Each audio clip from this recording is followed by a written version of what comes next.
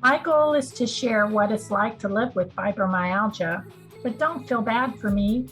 Some of the things that I share are not what I live with, but what I know many people with fibromyalgia live with.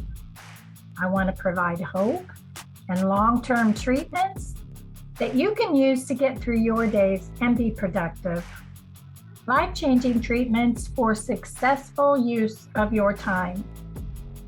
So this video will be about fibromyalgia feet and ankle issues, my big problem, and lessons I've learned.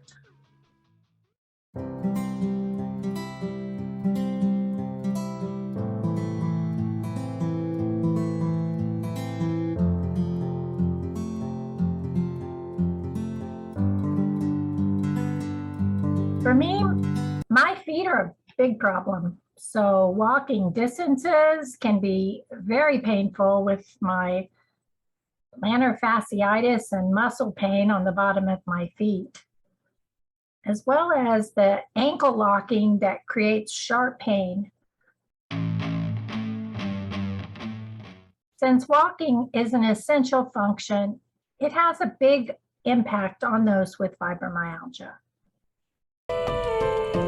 At one point, I ended up with metatarsalgia.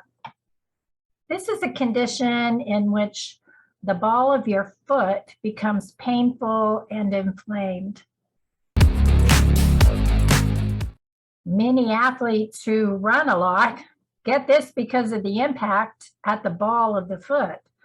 According to my podiatrist, I should have been wearing good quality tennis shoes at all times instead of dress shoes or dressy shoes that I wore to work. To protect myself, I got a doctor's note to wear tennis shoes to work. That probably wasn't necessary at the time, but I wasn't sure. But you have to remember that in my days, you didn't wear tennis shoes to an office or in most of the salons that I worked in. And to help, I wore these foot pads. These things saved my feet when I had my metatarsalgia. And I wore them for over a year in my shoes, along with full cushions. I also wore shoes a size larger just so the inserts would all fit. Plantar fasciitis began for me about 8 years after fibro fully developed. My first time, I got physical therapy, and although the pain didn't go away completely, it became manageable.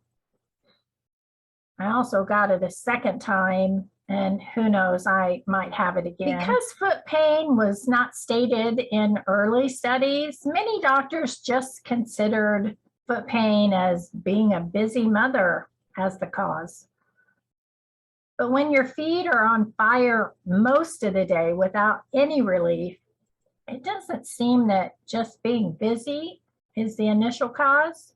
Sure, we can overuse our feet. I know that I was supposed to give my feet a rest, but if you're a mother of young children, how do you do that unless you have someone to look after them for you? The pain travels into our ankles and toes and causes stiffness.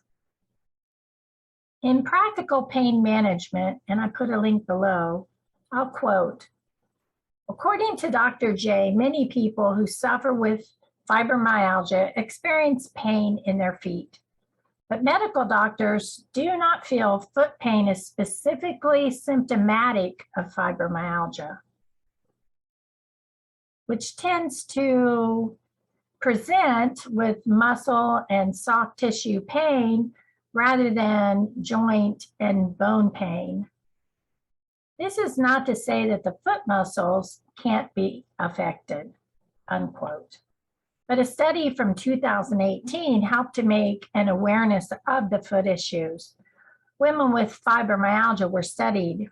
Researchers stated that these women with fibro, quote, "show a worse foot and general health-related quality of life compared to healthy matched women." Well, that doesn't come as a surprise to me. Many of us also have plantar fasciitis, which is caused by an irritation of a band of soft connective tissue that spans the sole of the foot. Well, you know, our heightened pain sensitivity, which is called allodynia, make it feel worse and severe. In another study, and I've linked that one below, on muscle trigger points and pressure pain sensitivity maps of the feet in women with fibromyalgia, was published in 2016, showed that we use an altered gait pattern, most likely due to the pain from the plantar regions of the foot. Quote, lower velocity, cadence, and stride length during walking than healthy women, unquote, are experienced by women with fibromyalgia.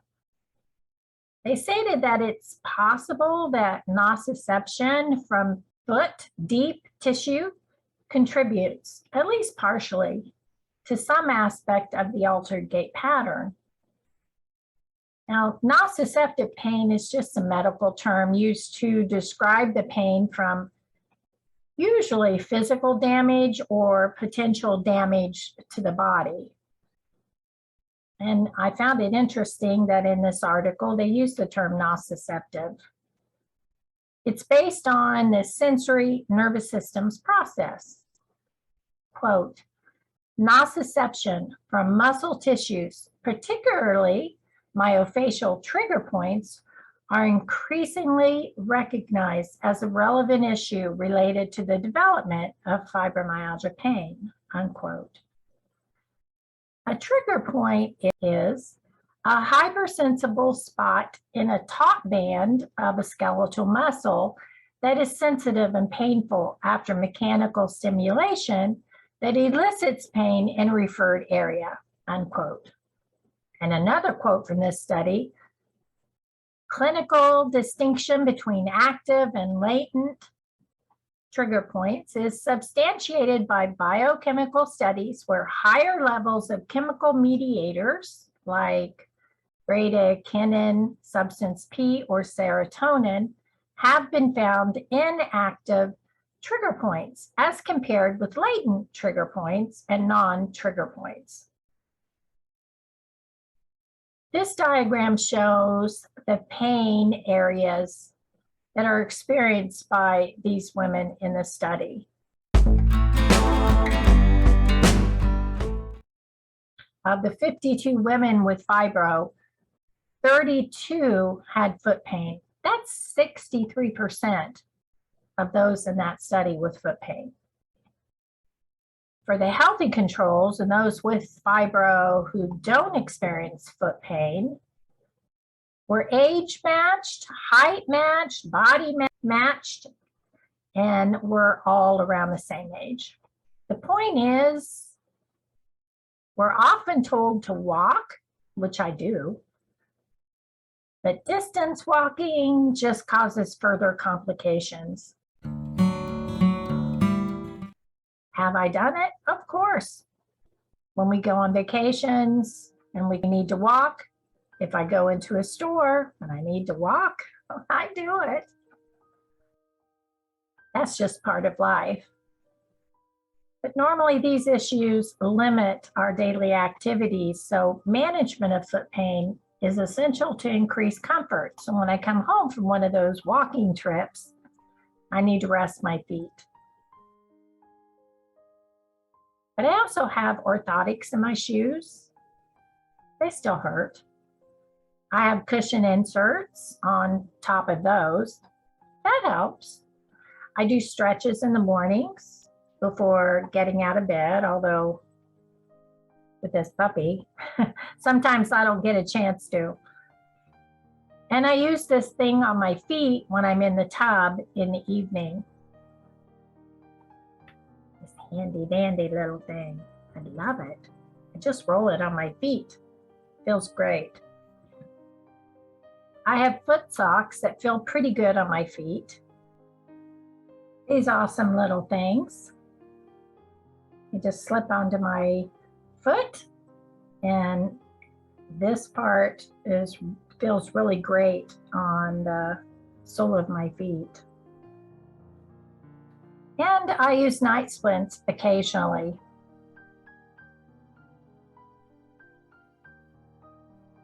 These nifty little things, your toes go in here, your foot goes down through here, this wraps around your ankle. There's a lot of Velcro on them, so they get stuck on my sheets quite a bit and frustrate me, so I don't wear them often. I've also had x-rays to make sure there wasn't something else going on. I stretch in the morning before I get out of bed. I've had physical therapy twice on my feet. Physical therapy many times, but twice on my feet. But if you have suggestions for me, I'd love to hear them. I've considered dry needling, but I'm not sure about the cost and where to go, so I haven't researched that. But I've heard other people with fibro have success with it, but not sure about if they've had it done on their feet area. According to the article from Practical Pain Management on foot pain in fibro, I'll quote, "Trigger point dry needling, orthotics, and pregabalin may help to reduce chronic pain." I've had 2 different sets of foot orthotics. The first by a podiatrist, and the second set was from my physical therapist. One thing is for sure, that when I use my foot bath with Epsom salts, they feel better.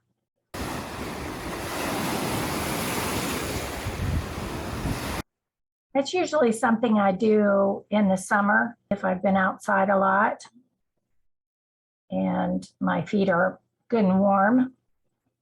Then I'll use the foot bath with Epsom salts to ease the pain that I'm now experiencing from doing workout in the yard. If your feet are hot already, try cooler water or a frozen water bottle, which my family doctor recommended, but it was winter at the time and I couldn't tolerate it at that time. And I've already mentioned stretching. You can also roll your feet over a tennis ball and pick up marbles with your toes. I found that interesting, but it really does help strengthen the muscles in your toes. Just don't overdo it. I have an article linked about these exercises, and I've used every one of them. Lastly, there are also reported overlapping conditions that people with fibromyalgia experience, like rheumatoid arthritis, lupus, diabetes, Raynaud's, etc. And these should be ruled out by a physician. Foot pain can also be caused by flat-footedness or high arches or arthritis. Too much walking or standing on hard surfaces, injury, poor fitting shoes, pregnancy hormones, or obesity can also be a factor.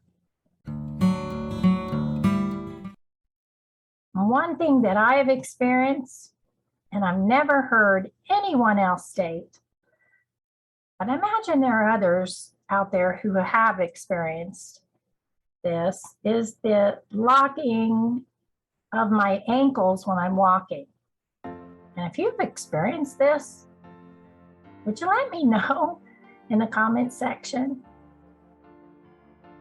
This was a big issue at the height of my plantar fasciitis. I don't have a whole lot of problem with this now. It still occurs, but not as often, even though my feet hurt all the time. That sudden locking of my ankles, usually just in one ankle at a time, sometimes both, but usually it would hit me in one, and that would stop me in my tracks. I'd be walking at a normal pace on my way into a store, and it hit me like a lightning bolt. I'm assuming a reaction from the plantar fasciitis, stiffening up my joints because I have fibromyalgia. And then that ankle would stiffen and I'd try to make it move. Obviously, I'm walking. I'm in the process of walking when it would suddenly give me that lightning bolt feeling. Now, I'd like to explain my thoughts. The pain we might experience in our feet might just be fibromyalgia. My thinking is that for me, over time, the experience of plantar fasciitis has caused those nerves to be hyperactive in my feet. I think that is what I've experienced. I didn't have severe foot pain in the beginning, and having plantar fasciitis twice that lasted for over a year each time has resulted in pain that just won't go away. We already know that our central nervous system becomes overactive and hypersensitivity results. I'm not sure that my feet will ever be normal again. It's been years and still pain is there, even with all the things that I do, but I don't feel helpless or hopeless.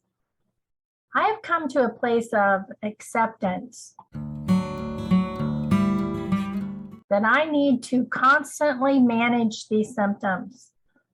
And that's okay, because that's part of me coming to acceptance.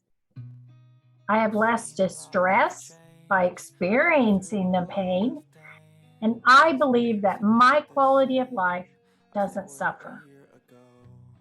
I now do activities that bring me happiness and joy instead of focusing on the pain. It's about enhancing my emotional functioning in order to cope. I know it hurts, but I'm willing to experience the pain so that I can have a good life. And I want that for you too. I hope you found this video helpful. I send you gentle hugs and support. Love you. Let's start over.